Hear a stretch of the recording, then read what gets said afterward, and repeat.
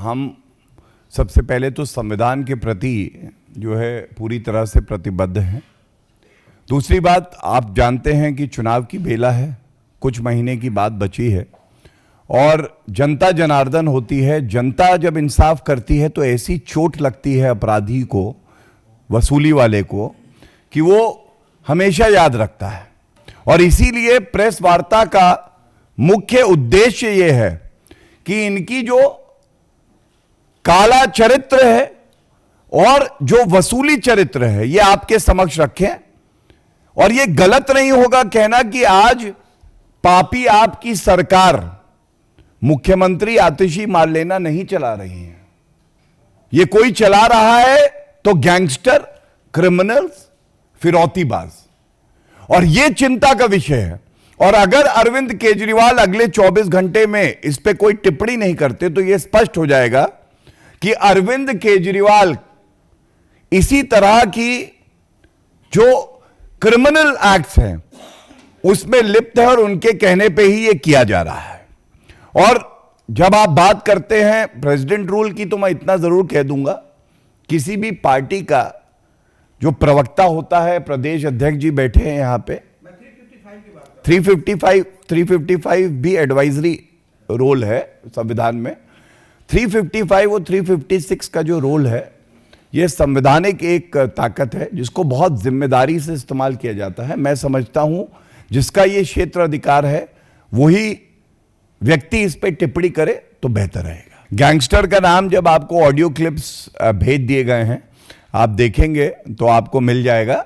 और बहुत जिम्मेदारी से जो तथ्य आपके समक्ष रखे हैं वो इसलिए ही रखे हैं कि जो चौथा स्तंभ है मीडिया, ये जानकारी ले कि किस तरह के खतरनाक गैंगस्टर के साथ दिल्ली की सरकार व्यवहार रखती है, रिश्ता रखती है, घनिष्ठता रखती है और नागरिकों को धमका रही है। मेरा इसमें एक चीज और जोड़ देता हूं। पिछली बार एक जिसका जिक्र गौरव जी ने किया था कि एक वीडियो ऑडियो लीक हुआ था, आप उस घटनाक्रम को भी जोड़ लीजिएगा। जैसे ही वो ऑडियो लीक होता है, नरेश बालियान अगले 20-22 दिन के लिए ऑस्ट्रेलिया चला जाता है, दिल्ली छोड़ के गायब हो जाता है।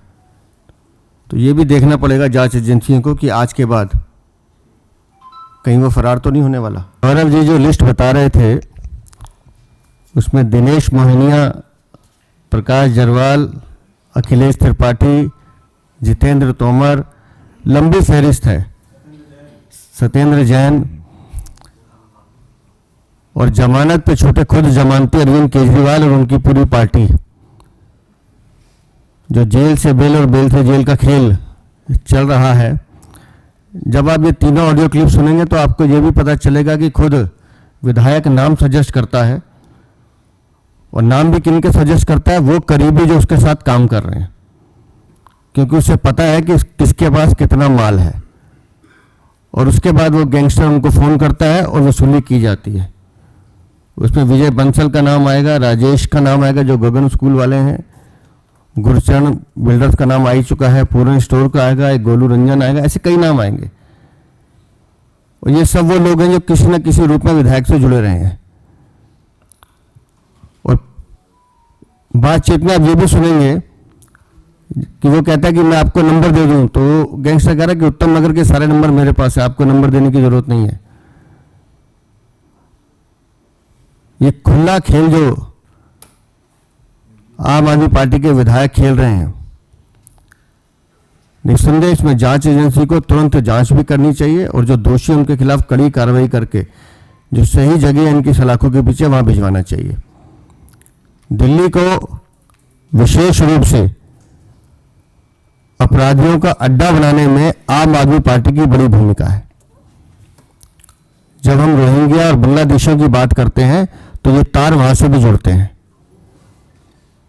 और इसलिए आज जो खुलासा गौरव जी ने किया है, ये अपने आप में हमारा ये मानना है कि जमानती पार्टी, आम आदमी पार्टी के जो आपराधिक चरित्र के लोग हैं, ये एक ऐसा खेल खेल रहे हैं दिल्ली में जो दिल्ली के लोगों की सुरक्षा के लिए बहुत गंभीर विषय है।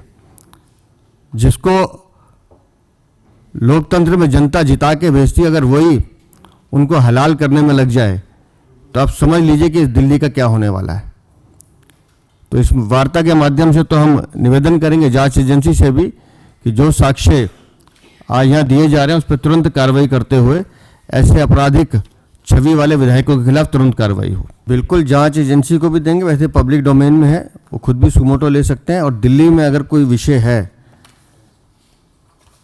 तो भ्रष्टाचार है, टूटी हुई सड़कें और गड्ढा है, बिजली के बढ़े हुए बिल हैं, गंदा पानी है जिससे पिछले 1 साल में सरकारी अस्पतालों में 21,000 लोग मरे हैं, बहता हुआ सीवर है, यमुना है।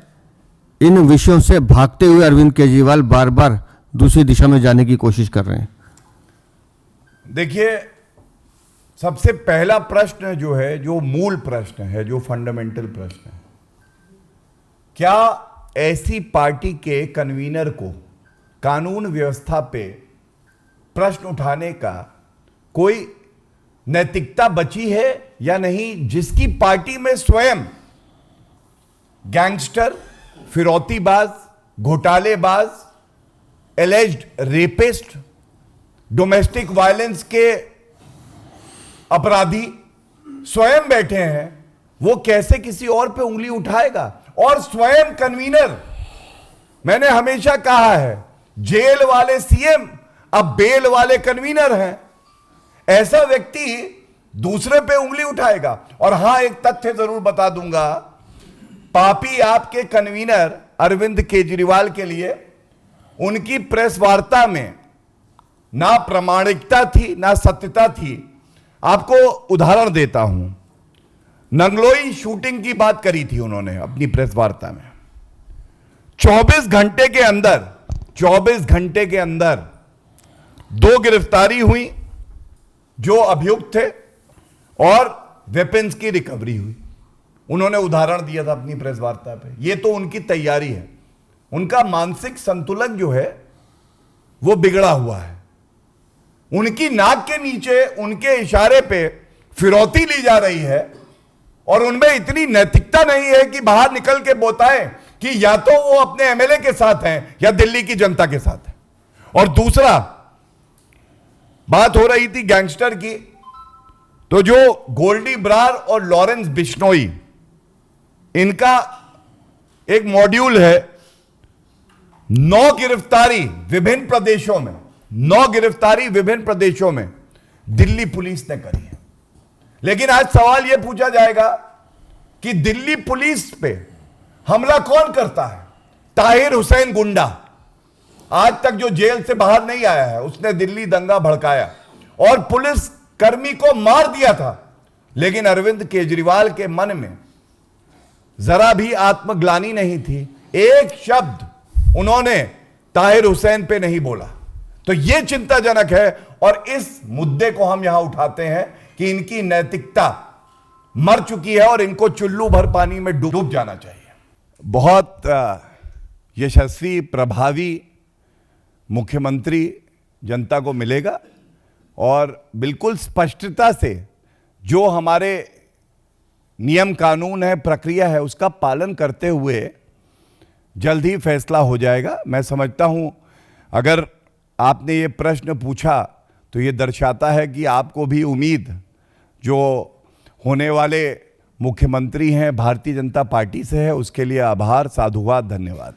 देखिए, जो आपने कहा फंडिंग की, जब आप बात करते हैं, हर मामले में जो जांच एजेंसी है उसने अपना कार्य किया है और कार्य करने के बाद जब न्यायालय में आप आरोप पत्र दाखिल कर देते हैं तो न्यायालय की प्रक्रिया पर आपका कोई कंट्रोल नहीं होता है। लेकिन प्रतिबद्धता के तौर पे मैं बता दूं, हमारा संकल्प यह है, ऐसी कोई शक्ति रह नहीं सकती कि वो भारत को कमजोर करे। ये आदरणीय मोदी जी की सरकार है और कोई भी व्यक्ति, कोई भी संगठन अगर ये सोचेगा कि वो भारत को कमजोर कर सकता है तो ये उसकी गलतफहमी है, चाहे वो आतंकी हो, चाहे वो खालिस्तानी हो, चाहे वो कोई भी हो। देखिए, बहुत गर्व के साथ एक बात कहना चाहूंगा। जैसा आदरणीय प्रधानमंत्री श्री नरेंद्र मोदी जी ने भी अपने एक्स पोस्ट पे कहा था, यह चिंताजनक है कि सहिष्णु हिंदू जो सबके प्रति समर्पित रहता है, उसके साथ हिंसा की जा रही है। और विश्व का सबसे बड़ा और सबसे मजबूत लोकतंत्र होने के नाते यह हमारा कर्तव्य है कि अगर किसी माइनॉरिटी कम्युनिटी के सदस्य को प्रताड़ित किया जा रहा है तो भारत उसकी आवाज बने। हमने देखा किस तरह से विदेश मंत्रालय ने हस्तक्षेप करके, और वक्तव्य ही नहीं, जो भी संभव है वो प्रयास चल रहे हैं।